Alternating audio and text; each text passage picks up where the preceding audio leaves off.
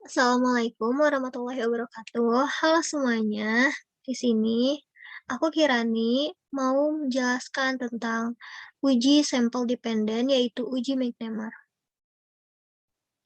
Kapan uji McNemar digunakan? Uji McNemar digunakan untuk menguji dua sampel dependen atau yang berhubungan dengan skala ukur nominal yang mempunyai ciri uji untuk menguji efek sebelum dan sesudah.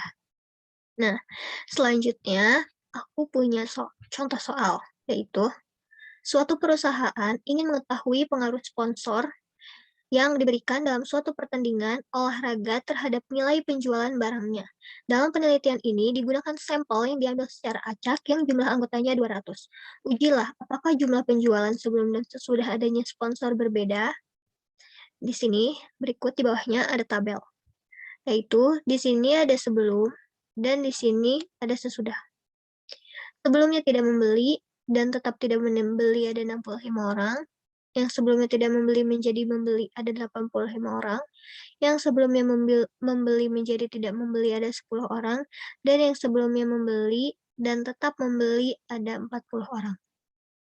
Selanjutnya di sini kita akan menggunakan aplikasi SPSS.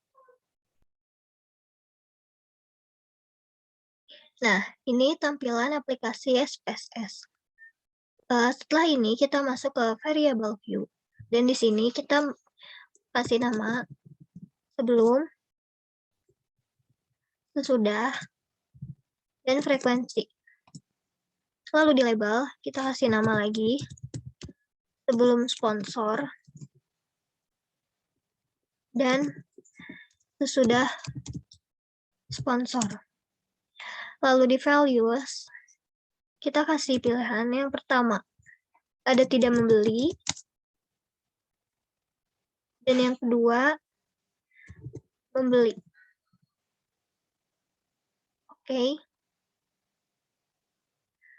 Yang di sini juga sama, diisi tidak membeli, 2 membeli.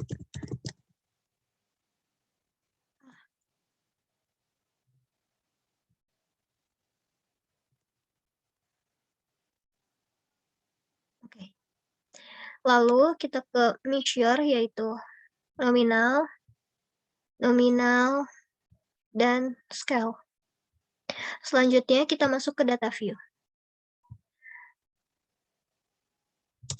Yang asalnya tidak membeli dan tetap tidak membeli ada 65 orang. Yang asalnya tidak membeli menjadi membeli ada 85 orang. Yang asalnya membeli menjadi tidak membeli ada 10 orang. Dan yang asalnya membeli dan tetap membeli ada 40 orang. Setelah ini kita ke data, lalu Waycast, pindahin frekuensi ke sebelahnya, sebelah kanan. Oke. Terus kita langsung ke Analyze, pilih yang non-parametric test, lalu to relate sample. Setelah ini kita masukin sebelumnya ke variabel 1 dan yang sudah ke variabel 2. McNemar dan oke. Lalu di sini akan muncul hasilnya. Dan yang tesnya menjadi hasil tesnya yaitu N-nya 200, chi-square-nya 57.642 dan sig-nya 0,000.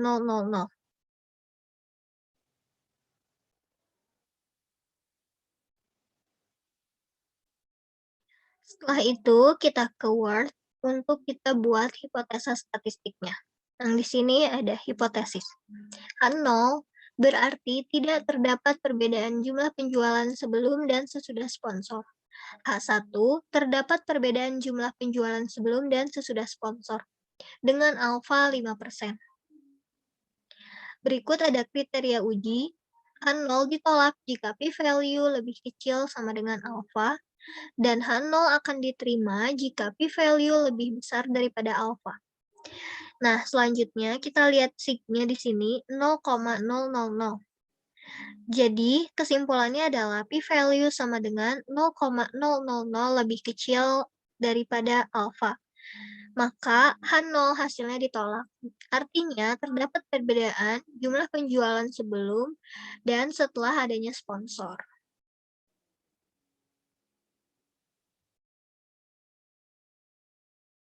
Berikutnya ada uji chi-square atau chi-kuadrat. Dengan spesifikasi yang pertama, data observasi berskala ukur nominal. Yang kedua, kelompok data berasal dari populasi independen karenanya disajikan dalam tabel kontingensi K kali K. Dan yang ketiga, dapat digunakan baik untuk 2 sampel independen maupun untuk K sampel independen. Berikut, saya punya contoh soalnya. Example. Penelitian dilakukan untuk mengetahui adakah hubungan antara tingkat pendidikan masyarakat dengan jenis bank yang dipilih untuk menyimpan uangnya. Pendidikan masyarakat dikelompokkan menjadi 2, yaitu lulusan SLTA dan perguruan tinggi. Sampel pertama sebanyak 80 orang lulusan SLTA dan sampel kedua sebanyak 70 orang lulusan perguruan tinggi. Berdasarkan angket yang diberikan kepada sampel lulusan SLTA, maka dari 80 orang itu yang memilih bank pemerintah sebanyak 60 orang dan bank swasta 20 orang. Selanjutnya dari kelompok sampel lulusan perguruan tinggi, dari 70 orang itu yang memilih bank pemerintah sebanyak 30 orang dan bank swasta sebanyak 40 orang. Apakah terdapat perbedaan tingkat pendidikan masyarakat dalam memilih dua jenis bank? Nah, kita juga akan membuktikannya memakai aplikasi SPSS. Berikut tampilan aplikasi SPSS-nya. Seperti uji make number tadi, kita masuk ke variable view. Lalu kita masukkan nama pendidikan, pendidikan, bank, dan frekuensi. Lalu di label kita beri nama tingkat pendidikan, jenis bank, dan di values kita kasih yang pertama ada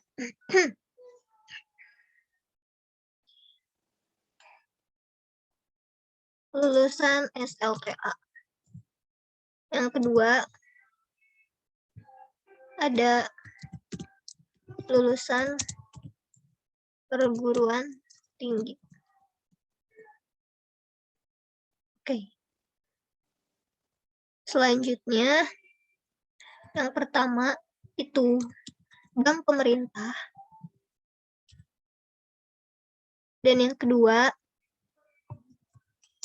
bank swasta. Kita ganti juga menjadi nominal, dan scale. Selanjutnya kita ke data view. Pendidikan. Pendidikan lulusan SLTA yang memilih jenis bank pemerintah ada sebanyak berdasarkan angkatan dari yang memilih bank pemerintah 60 orang.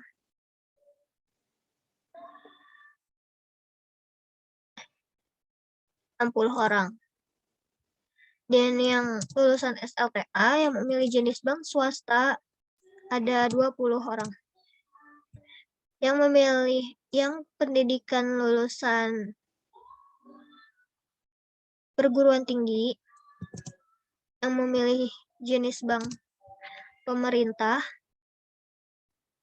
ada sebanyak 30 orang.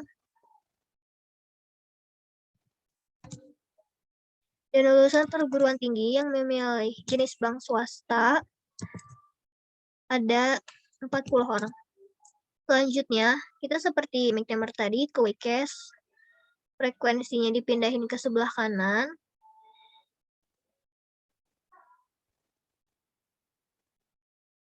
Lalu analyze ke descriptive statistik, pilih cross tab, dan pindahkan ke sebelah sini. Kita ke statistik, chi-square-nya di checklist, continue, dan oke.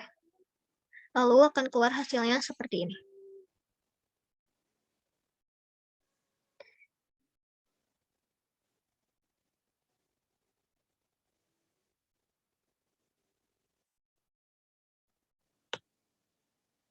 Setelah itu, kita bisa lihat hasilnya di chi-square, di kolom chi-square test ini.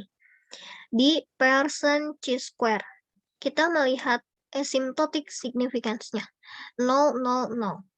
Nah, 0,00 ini lebih kecil atau lebih gede sih dari alpha 5%. Selanjutnya, setelah ini kita membuat hipotesa statistiknya di Word. Di sini hipotesisnya 0, proporsi orang dalam tingkat pendidikan masyarakat dalam memilih bank dalam menyimpan uang seimbang. Yang H1, proporsi orang dalam tingkat pendidikan masyarakat dalam memilih bank dan dalam menyimpan uang sangat berbeda, dengan alfa 5%.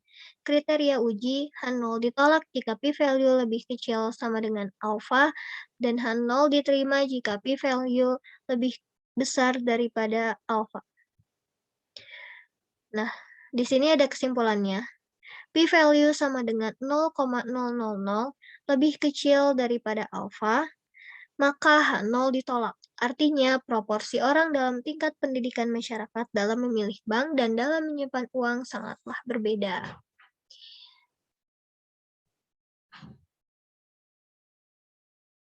Selanjutnya ada uji eksak besar. Spesifikasi dan definition. Untuk menguji apakah ada perbedaan dua perlakuan yang mungkin dari dua populasi.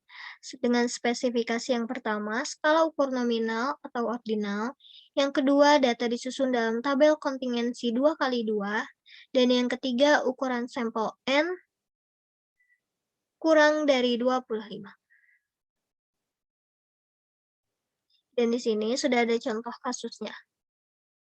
Disinyalir adanya kecenderungan para birokrat lebih menyukai mobil berwarna gelap dan para akademisi lebih menyukai mobil warna terang.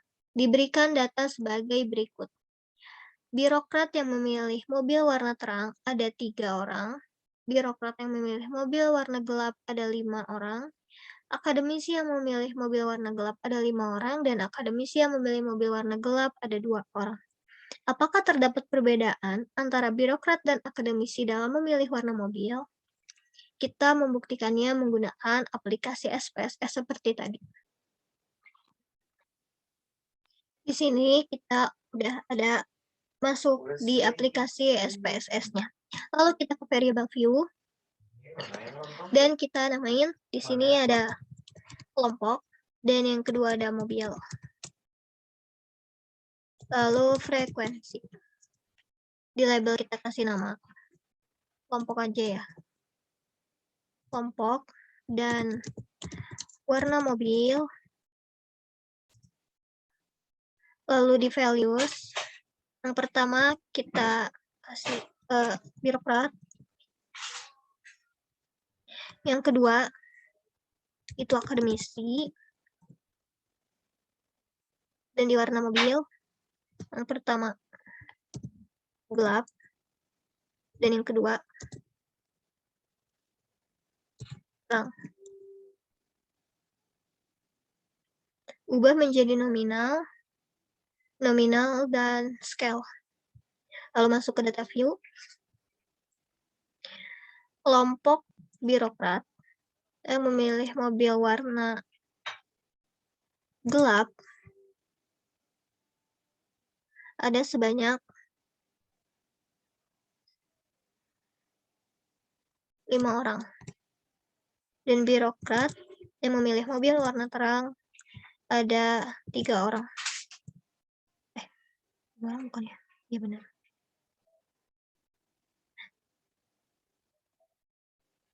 Kelompok akademisi yang memilih mobil warna gelap ada 2 orang. Dan kelompok akademisi yang memilih mobil warna terang ada 5 orang. Selanjutnya kita masuk ke data, lalu Quickcast, frekuensinya dirubah arah ke kanan, dan di-analyze kita seperti tadi caranya, ke cross tab, masukin kolom statistik, chi-square, continue, dan oke. Lalu di sini akan keluar hasilnya seperti tadi. Nah, bedanya dengan chi-square, exact result ini kita melihat hasilnya berdasarkan data yang ada di sini. Fisher exact test. Nah, di sini kan x-axis-nya itu 315. Apakah 315 ini lebih kecil daripada alfa 5%? Lalu setelah ini kita buat hipotesa statistiknya di Word. Hipotesisnya yaitu H0 tidak terdapat perbedaan antara birokrat dan akademisi dalam memilih warna mobil. H1 terdapat perbedaan antara birokrat dan akademisi dalam memilih warna mobil dengan alfa sama dengan 5%. Dengan kriteria uji, H0 ditolak jika p-value lebih kecil sama dengan alfa dan H0 diterima jika p-value lebih besar sama dengan alfa.